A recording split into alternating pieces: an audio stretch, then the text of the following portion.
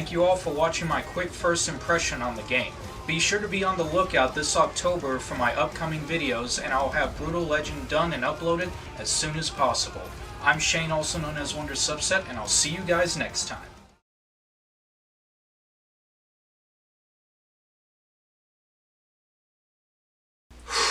Alright, so it's been about 3 years since I made that video and said that, and without delaying anything any further, let's finally look at Brütal Legend for the Xbox 360. It's about fucking time! Man, now this game right here sure takes me back. Brütal Legend is an action-adventure game released on October 30th, 2009 for the Xbox 360 and PlayStation 3, with a PC release on February 26, 2013. Published by EA and developed by Double Fine Productions, Brütal Legend was created from the mind of the company's founder, Tim Schafer. Before Double Fine came to be, Tim Schafer was one of the many people who worked for LucasArts back in the 90s, and along with Dave Grossman, helped Ron Gilbert create the cult classic Monkey Island and its sequel. When Schafer began taking the lead in creating games at LucasArts, he was also responsible for other cult classics such as Day of the Tentacle, Full Throttle, and Grim Fandango. After spending a decade with LucasArts, Schafer left the company in the year 2000, and in that same year founded Double Fine, with the release of Psychonauts marking their debut title. Over the years, they would release other titles such as a follow-up and a sequel to Psychonauts, Costume Quest, Sesame Street Once Upon a Monster, Iron Brigade, and remastered editions of Day of the Tentacle, Full Throttle, and Grim Fandango, along with many more games including their recently released title Keeper, a new IP that was announced back at Gamescom back in August. But one Double Fine game which has had a cult following since its release in 2009 was Brütal Legend, an action-adventure game with the concept of a world revolving around heavy metal. When I got a first look at this game when I was 12 years old, I thought the concept of it was awesome. A game where you slay demons with your axe and guitar in a heavy metal themed world, slaying them via summoning fire and lightning by playing the guitar, sounded like the type of game for an edgy preteen like me at the time. Around Christmas of 2009 was when the family got the Xbox 360 Elite that was bundled with Pure and Lego Batman, and about a week later, my mom and I went to our local Blockbuster to rent movies, and she let me rent Brütal Legend, which I pretty much spent the rest of my break during the holidays playing. This was also around the time when I was getting into my heavy metal phase and listening to songs my dad listened to during his time. Being one of the first games I played on the Xbox 360 since we first got the console back in 2009, Brütal Legend still remains as one of my favorite games from the 7th generation. And I was already a big fan of Jack Black since I was a kid, and when I found out he was in this game, that was kind of one of the main reasons I wanted to pick it up. But is the game still worth playing today after 16 years?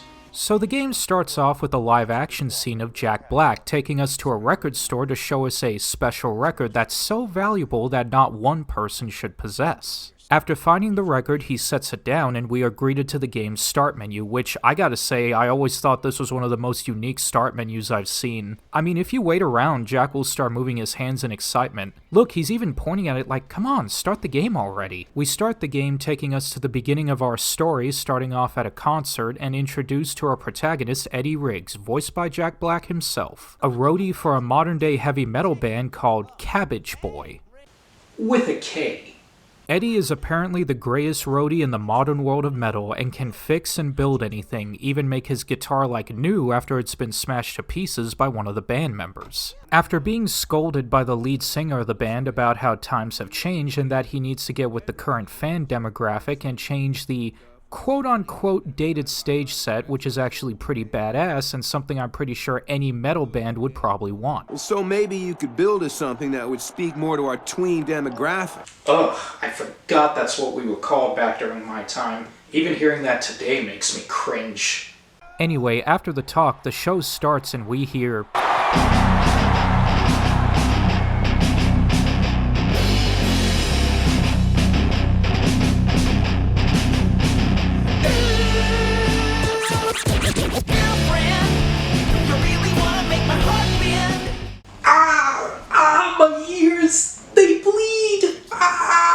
During the show, Eddie and another roadie talk about how today's metal sucks, which, I mean, can you blame them? They have to work with a band who sings this garbage. Eventually, one of these idiots climbs on and falls off of a plank but hangs on to dear life, forcing Eddie to jump in and save him. Eddie successfully saved the band member, but the platform above him collapsed onto him, knocking him unconscious. While knocked out, some of the blood from Eddie's injuries dropped onto his belt buckle, which also matched the Stonehenge stage set, and then a mysterious metal demon emerges from the stage and kills most of the members of Cabbage Boy, which did the music world a favor, sets Eddie on top of the stage, and starts roaring throughout the whole crowd as the screen fades. Also yes, his hands were permanently molded to look like devil horns, pretty badass design. Eddie then wakes up and finds himself in a weird ritual run by these demonic priests, who chase Eddie throughout the area until he grabs the nearby axe known as a separator and chops down his attackers. He then retrieved his guitar, which he respectfully named Clementine, only to find out that playing the notes causes magical attacks. After defeating his enemies, Eddie then realizes that he is in an unexplained world different from his own dimension, and then gets confronted by more demons, including a demon nun.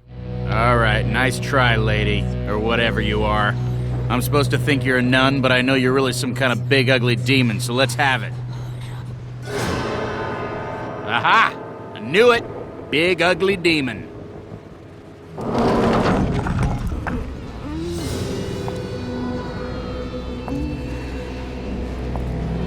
Kinda sexy, though, in a weird way. Eddie fights and makes his escape, only to come across more enemies, with one of them being a human girl disguised in the demon robes by the name of Ophelia, voiced by Jennifer Hale. The two then work together as they fight their way through demons, but as they make it to the gate, they see an entire army of demons coming towards them.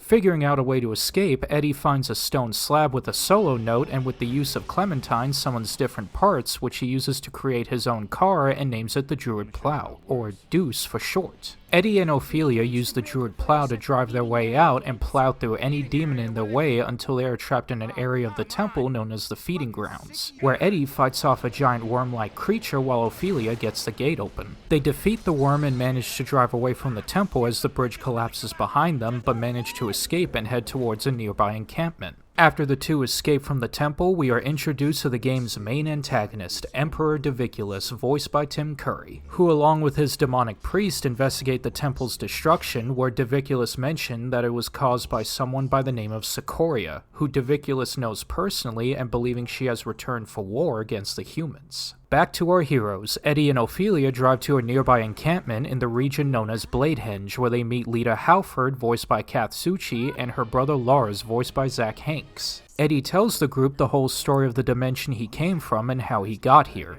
As it turns out, Eddie was apparently brought into this dimension by an ancient creature known as Ormagöden, the Eternal Fire Beast, which, according to an old prophecy, would one day bring a warrior to the land, that warrior being Eddie Riggs, seeing him as some proclaimed chosen one. After their discussion, Lars reveals that the entire Brütal land has actually been overtaken by demons known as the Tainted Coil, ruled by Gimpy McNo-Eyes here, enslaving humans and bringing the world into chaos. Lars, being a descendant from the last human king, wants to help liberate humanity and free the land from the Tainted Coil, but unfortunately lacks an army and resources to fight. Eddie, with his skills and experience as a roadie and bringing people together, offers to help Lars and is told about General Lionwhite, a human who serves under Diviculus and supports humanity's enslavement for his own benefit, with the men being used as slaves for mining and the women in Lionwhite's pleasure tower. The group then compromise a plan to free the enslaved humans by freeing the men first, then with their assistance free the women. Lars then takes Eddie to the crushing pit, where the men there mine materials with nothing but their own thick skulls. Eddie wants to free them, but Lars tells him that even if they did, the men wouldn't fit in with society and have no idea how to function outside the pit. So Eddie comes up with the only solution to this sort of spiritual conflict within youth.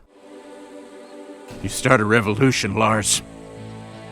After looking at Lars' sword and learning a new note known as the battle cry, Lars returns to camp while Eddie proceeds into the pit. With the use of the battle cry note, it inspires some of the prisoners who pretty much say fuck this place and joins Eddie's side, but then two dipshits in glam outfits come in and try to convince them that working with Lionwhite will pay off in the end, as they'll be rewarded with luxury at the pleasure tower. But the others, being the chads they are, still take Eddie's side nonetheless. Not wanting their big break to be busted, the Lionwhite sympathizers forces call upon the guard to take care of Eddie and his boys. The group makes short work of the guard, and Eddie teaches his boys battle strategies before proceeding further into the pit towards a giant tool called the grinding gyre. Eddie, along with his headbangers, implement their battle strategies to fight off against their enemies, while the warden of the pit, respectfully known as Mittens, and definitely not because of his spiked gloves, orders his soldiers to destroy the supports for the grinding gyre and kill the prisoners, making sure they don't escape. Eddie then fights against Mittens and defeats him, but gives out an order for all guards to attack before dying. Being completely overwhelmed by enemy troops, Eddie once again uses the battle cry to inspire the prisoners to rise up and fight against the enemy. After killing all the guards, Eddie takes it upon himself to name their new army Ironhead. With an E on the end, so people know we're not messing around. Ironhead. I like it. I don't get it. Eddie returns to Lars with their new recruits and talks about their next plan, but Ophelia was then found crawling towards them completely weakened and injured, revealing that Lion White's female prisoners have been freed before passing out. Lars then proceeds to take the injured Ophelia to someone known as the Killmaster, much to Lita's disapproval, fearing that Lion White knows about them. Lars, not wanting Ophelia to die, brushes off Lita much to her chagrin. Eddie then goes after him to offer him a ride, but damn, I wish I could travel that much distance on foot in a short amount of time. Do you have any idea how much gas money I could save? Eddie meets with Lars at Thunderhorn, the lair of the Killmaster, whom Lars explains is a healer and uses the name to scare off outsiders. And protect his flock of giant spiders. Spiders? No one said anything about spiders. Lars explains that while he was traveling up the hill, he was ambushed by Lion White loyalists, so Eddie, along with Alita and their new headbanger recruits, join Lars in fighting off enemies to make it up the hill. The trio then make it up, and here we are introduced to the Killmaster, voiced by the late Lemmy Kilmister, lead singer and bassist for Motorhead. And if you thought the name and appearance for Lenny wasn't enough, in this game's world, bass strings have the ability to heal wounds with their tunes. The Killmaster was reluctant in saving Ophelia, as he and his group kept to themselves and didn't like outsiders. However, after hearing that the group was going against Lion White, the Killmaster agrees to help, as he appears to hate Lion White as much as they do. The Killmaster, with the use of his bass strings, tries to heal Ophelia, but couldn't heal her injuries properly because the strings he currently has weren't thick enough to heal her wounds. And because his metal spiders couldn't make thicker strings, yes, in this world spiders are metal and bass strings are basically their silk, the only one that can make strings thick enough to heal Ophelia is the deadly Spider Queen, whom the Killmaster and his boys fear greatly. Lars then volunteers to go, but Lita protests, saying that Ophelia should just be let go. You'd like that, wouldn't you? What? Yeah, this is the part where they showcase Lita's overall distrust for Ophelia. They explain why later in the story, but I just thought I'd bring that up now. Lars and Lita continue to argue over Ophelia, so Eddie decides to take matters into his own hands and go to the Spider Queen's lair himself. Also, look at how Eddie awkwardly backs away from the two after Lars calls her out. I love this game's humor. Eddie makes it to the lair, and after fighting through metal spiders, which I'm not afraid to admit I find pretty badass, and makes it to the Spider Queen's nest. Eddie fights the queen and her brood and eventually kills her, and to save time, he builds a badass chopper to carry the strings back to the Killmaster to save Ophelia in time. Eddie successfully returns with the queen's strings, and here we see the true healing power of the bass.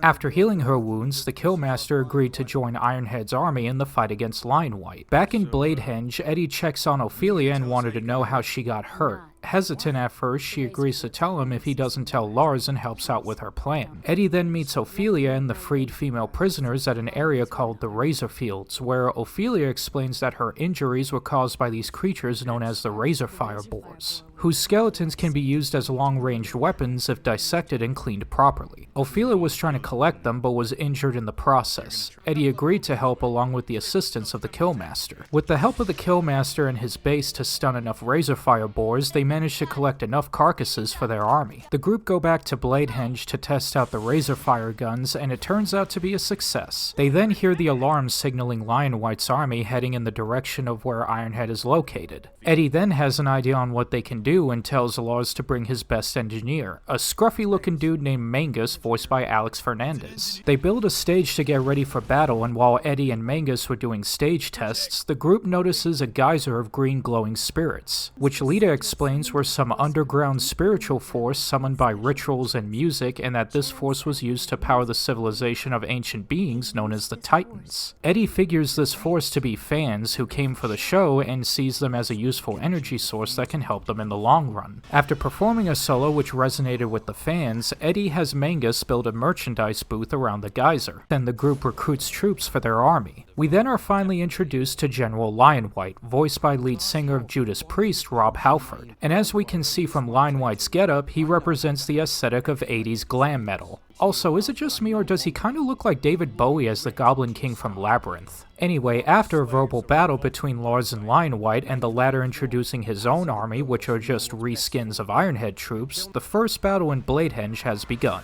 At some point in the battle, Eddie gets damaged in the back by unknown means, but shrugs it off afterwards. Ironhead emerged victorious from the battle, and the morale of the group has grown, with Lars giving an inspiring message to free those who were enslaved by Lionwhite. Eddie then builds a giant tour bus, which, oh my god, that thing looks like it's big enough for 2 restaurants, an arcade, and a few bars. Before the group takes it out on the road, Mangus told Eddie that they need a few more hours to get ready. Eddie decides to use that time to get upgrades for the Druid plow, so he decides to visit this garage on the ground known as the Motor Forge. When driving down, he is greeted by a being known as the Guardian of Metal, voiced by none other than the Prince of Darkness and lead singer of Black Sabbath himself, the late and legendary Ozzy Osbourne. The Guardian tells Eddie about the history of the Brütal land, and this is where we learn a little more about the game's lore. As it turns out, many years ago, way before the events of this game, the Brütal land was once ruled by a race of giants known as the Titans, and at some point, Ormagoden's death is what shaped the world into what it is now. His blood, fire, armor, and even his screams is the source of what shaped the world and future civilizations today, and was even the source of music. Hell, even Eddie's car was one of the many things made from Ormagoden. The Guardian of Metal tells this story to Eddie and is displeased with the fact that everyone seemed to have forgotten the world's true origin. He also offers to help Eddie by offering him upgrades to his car and gear if he pleases the metal gods enough that they offer him fire tributes. After upgrading his car and leaving the Motor Forge, he returns to Mangus, where they then take the tour bus to the front of Lionwhite's fortress and builds the stage for the next battle. The fans emerge from the geyser, then these giant flying leeches start to devour the fans, much to the disgust of our main characters. Eddie then had another reaction with his back, but this time demonic wings start to protrude out of his back and his skin turns red and eyes turning yellow. The group thinks Eddie should rest, but Eddie chooses to stay to fight and use the wings to his advantage. Ironhead wins the second battle, and Lionwhite, completely pissed off, decides to fire his bouncers. No longer seeing them as the enemy, Lars and the others decide to enter the Cleave of the Impaler, with Eddie's demon ailment wearing off after the battle. As they enter, they are stopped by one of the Cleave's defense mechanisms, which almost kills Lars but was thankfully saved by one of the newly recruited bouncers. Lars and the group then notice some shadowy characters in black lugging some boxes around. These shadowy characters turn out to be roadies just like Eddie, and were the ones helping Ophelia sneak the girls out. Eddie came up with the idea of trying to acquire amps for the roadies to use as a weapon. You mean, like those of the Screaming Wall? Not sure, but I like how that sounds. Later on, Eddie meets up with Ophelia and the others, along with the bouncers, who want to help out to make up for their wrongdoings when working for Lionwhite. The group crosses over to the Screaming Wall, fighting against Lionwhite loyalists in addition to Glitterfists. Bouncers who were rehired by Lionwhite, and okay, they're basically a glam metal reskin of the bouncers, what more do you want me to say? They eventually make it, and Eddie manages to grab a couple of amps and... Jesus Christ, this dude is built different. The group then return to the top of the hill, where we see Eddie and Ophelia's romance. Oh, give the two a moment, will ya? After achieving the amps, everyone makes it back to the Cleave, and after destroying the main defenses, we're able to make it into Lionwhite's stronghold, with them being kind enough to give them a welcome banner. After another rude comment from Lita, Ophelia talks about the reason why Lita and some of the others don't trust her, and it's because they see her as a tear drinker, because Ophelia's parents were part of the Black Tear Rebellion. Years before the events of the game, the humans of the land led a rebellion to free themselves from the tainted coil. The humans overwhelmed their demon oppressors to the point where the demons had to use their trump card and broke away the seal on a hidden mountain that sealed away a body of water known as the Sea of Black Tears. The humans of the rebellion drank from the waters of the sea, which in turn gave them superhuman powers. However, there was a huge consequence to this, as those who drank from the sea went insane and began killing humans and demons alike, and overall caused the rebellion to collapse. And since Ophelia's parents were part of the Black Tear Rebellion and drank from the sea, this stigma throughout her life has led her being ostracized and distrusted by others, including Lita. Lars, on the other hand, is one of the few people who doesn't hold this against Ophelia, because he believes that a parent's sins doesn't transfer to their children, and he doesn't blame Ophelia for her past or her parents' actions. We see many examples of this, including him standing up for her in previous cutscenes and dialogue such as when we were going to get the Metal Spider Queen space strings. So good on you, Lars. Whitebeard would be proud of you. Anyway, back to the story. After Ophelia told Eddie about her past, he assured her that he trusts her and gives her his necklace, which once belonged to Eddie's mother, given to him by his father as the only thing he has of her, forming a bond of trust with Ophelia in the process. Ironhead makes it into the stronghold and prepare their stage for battle. Lion White then comes in and makes this whole gaslighting speech about how he enslaved humans and makes them profitable as a means to protect them, and being the only one standing between humanity and Diviculus. Lars, seeing through Lion White's ploy, calls him out on selling his people for profit and making the people of the Brütal land forget about its history and its music and other gifts the Titans left behind, just for Lion White to use it for his own benefit. In an act of inspiration to his army, Lars makes one final speech claiming that Ironhead will defeat Lion White, free the people of the land, and win for the glory of its metal before the troops charge into battle. After fighting off against Lion White and his loyalists one last time, the Pleasure Tower starts to collapse, having everyone evacuate the building and leaving Lion White with nothing but unmotivated troops. A giant mirror then falls from the tower, and in an effort to destroy it, Lion White lets out one last vocal screech, but all it did was shatter the glass into giant shards, leaving a shocked Lion White being his expression of disbelief the last thing he sees before the shards impale him. I guess it's too late for him to self-reflect on his mistakes, am I right?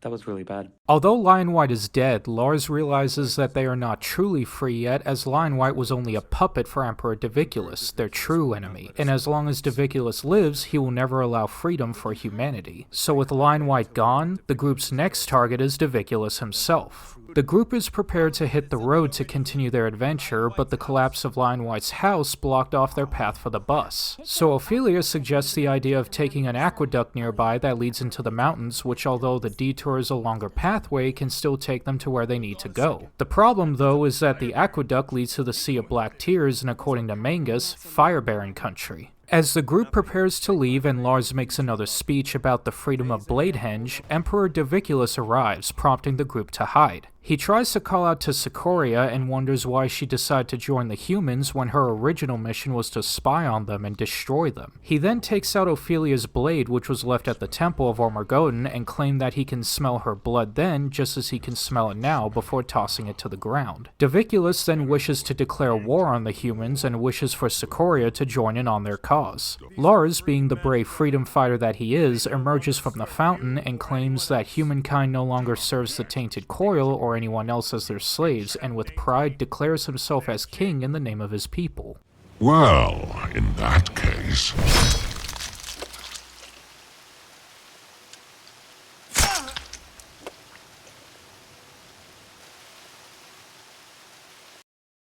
Diviculus mortally wounds Lars, and as everyone runs over to check on him, Lars with his last breath makes a final request to Eddie to take care of Lita before losing consciousness. Eddie, completely pissed off at Diviculus, tries to rush in to kill him, only to be stopped by...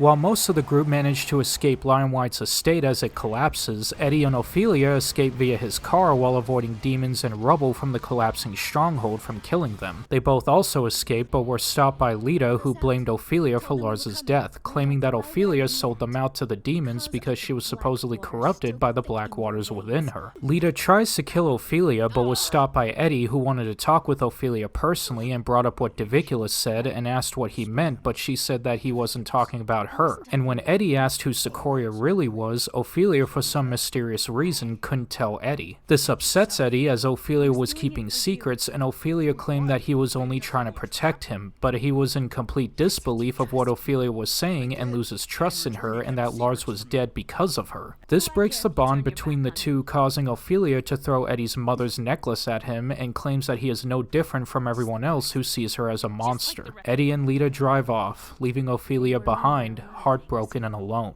The two then make it to the mountains and meet with the rest of the group, with the Killmaster trying to use his base to heal Lars's wounds, but unfortunately it was too late. Lars was dead. With the death of their leader, in addition to losing one of their most trusted friends, the group's morale had fallen. 3 months have passed since then, and the group are still holed up in the mountains figuring out their next move, and wait a minute, did these guys actually try to play rock, paper, scissors with their permanently enclosed fists? Anyway, one of the headbangers of the group was out fishing until he noticed a mysterious woman in a bride gown, thinking she may be friendly. The figure then closes in towards him menacingly as he tries to run away, but is flanked by a bunch of emo zombies. What, was My Chemical Romance in town at this time? Realizing they're in danger, the group prepares for battle. During the battle, we are introduced to the Fire Barons, with their leader not only also voiced by Rob Halford, but using more of his likeness as well. He's even wearing Rob's signature leather biker outfit. Seeing Ironhead was the group that killed Lion White, the Barons decide to ally with them against the emo zombies. After the battle, the group investigates the attackers, only to find out that they were working under Ophelia, as they had her same insignia on their shirts. These guys were also products of the Sea of Black Tears. Thinking that it wouldn't be possible for her to use the Sea of Black Tears' powers as it was sealed up forever, the Baron revealed that Diviculus opened the sea back up sometime after Lion White's death. Eddie realizes that it was Diviculus's plan all along to open the sea to set the humans against each other. Realizing there's no other place to go, Eddie tells the group that their next stop is the Sea of Black Tears. When doing some reconnaissance, Eddie finds a bridge which he uses his guitar to rebuild, with the group driving across only to be stopped by Ophelia, who is revealed to have drank from the Sea of Black Tears and in turn gained superhuman powers but became a corrupted shell of her former self as a result. Despite Eddie trying to tell her that Diviculus was trying to turn them against each other, Ophelia, still heartbroken over Eddie's betrayal, refused to listen. She then uses her guitar to destroy the bridge completely, leaving the group stuck. Eddie has an idea to fix the bridge again, so he and Lita return to Bladehenge only to find their home completely taken over by the demons. I mean, you guys literally took your entire army with you without leaving anybody to defend your home. For 3 months, what'd you think was gonna happen?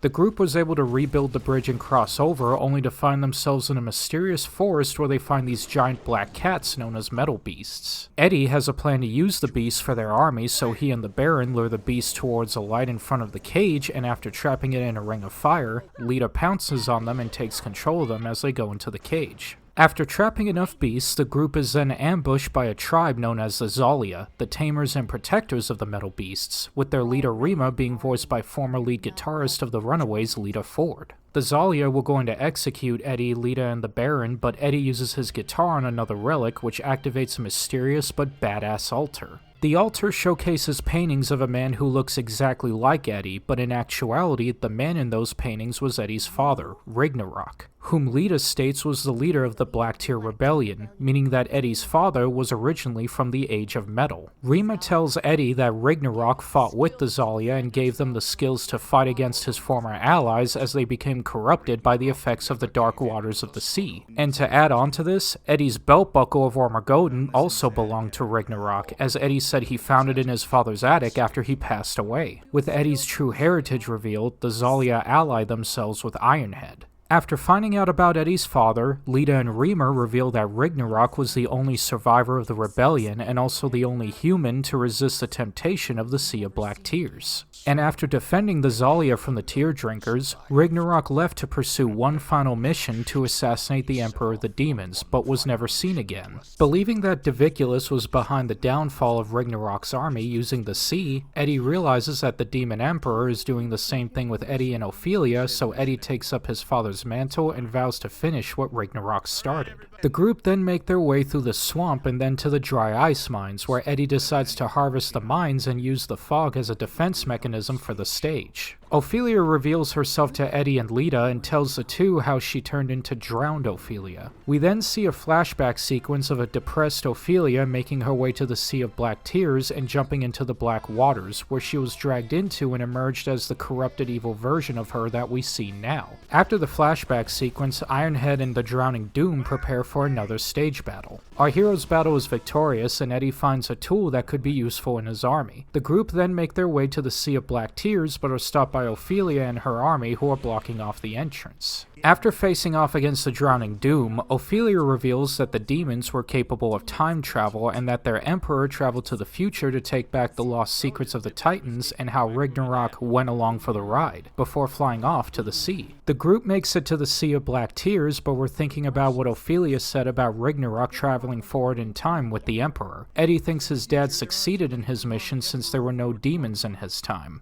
Except at record companies. Although Lita believes it is no longer a good idea for Eddie to fight Ophelia, Eddie decides to go through with it and prepare for one last battle against the Drowning Doom. Lita reminisces on their time together, but Eddie falls asleep in the middle of it. We then see a pretty funny dream sequence of Eddie and Ophelia making out in a field of daisies and running across the beach, killing demons. The dream sequence ends and Eddie goes into his demon form for battle, with Ironhead emerging victorious, and Eddie talks about how he intends to finish his father's mission to kill the Emperor, but Ophelia reminds him that the Emperor and Ragnarok traveled together. Thinking that it was Diviculus who traveled with his father, Eddie states that Diviculus came back from the future and to try to kill Eddie, but Ophelia reveals that it wasn't Diviculus who traveled with Ragnarok, but actually his predecessor. Ophelia flies away once again, and Eddie and Lita are prepared to end this, but Lita no longer holds vengeance, nor does she have the motivation to avenge Lars. Eddie consoles Lita, saying she is a leader and a hero just like her brother, and decides to go clean up the mess, because that's what roadies do. Eddie makes it up to the temple where he finds Ophelia and the two get ready to fight, but then Diviculus emerges from the shadows. Eddie thinks he was there to assist Ophelia and refers to her again as Sikoria, which confuses her. However, Diviculus clears the air on this and explains that Sikoria was actually the previous demon ruler of the Tainted Coil before Diviculus, who took her place as the successor to the title of Emperor after she left and went to the future. We also find out that not only did she not return after finding out the fate of the future for the demons, but she also wasn't killed by Ragnarok, and instead the two fell in love with each other. And with this revelation, we find out in a pretty big twist that Sikoria was Eddie's mother. This explains a lot when you take into account of Diviculus previously saying that he could smell her blood at the temple since Eddie was there, in addition to Eddie's demon powers. Not only that, but the shirt that Eddie wears in addition to his axe, the Separator, belonged to her as well.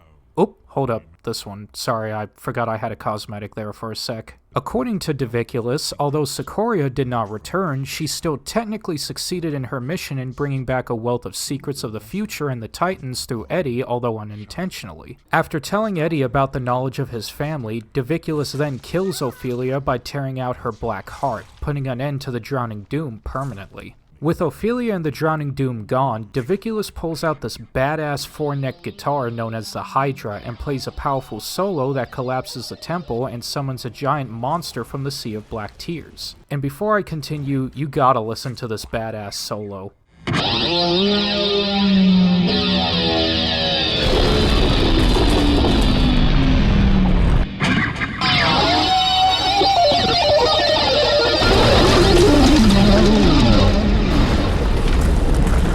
Diviculus then builds his army of demons and one final battle for Ironhead commences. Throughout the battle, when the monsters fall and turn their head, Eddie uses the Deuce to build momentum while driving up these ramps to drive through and kill both of them, with Eddie claiming it was for both Ophelia and for Lars as he flips off Diviculus both times. After killing the monsters, Eddie then makes it to the temple where he has one final duel with the Demon Emperor. Eddie fights against Diviculus and his followers until he finishes the fight by cutting off his head, letting out a huge scream as blood sprays out of the neck of the Emperor's lifeless body and his head falls into the sea. Eddie then takes out both of the hearts and finds that Ophelia's black heart disappears and reveals his mother's necklace that he gave her. The temple then collapses and Eddie falls into the sea of black tears and, like his father, is able to fight off the sea's influence. As he is in the black waters, he finds the real Ophelia, who turned out to be in stasis under the sea the entire time, and that the drowned version of her was just a manifestation of her feelings of betrayal, sadness, and other negative emotions, influenced by the sea's powers. Eddie then takes Ophelia and swims with her to the surface out of the sea, but was caught by the sea's manifested tentacles, which drags him down to the bottom. Thankfully, Ophelia, having regained consciousness at the last minute, saves Eddie and pulls him out from the bottom, and the two swim up together, reconciling and making out afterwards. After their victory over the Tainted Coil and clearing their home of the demons, Ironhead returns to Bladehenge, where they celebrate their victory in addition to honoring Lars's memory as a hero and a king, and honoring Lita for her bravery and leadership after Lars's death.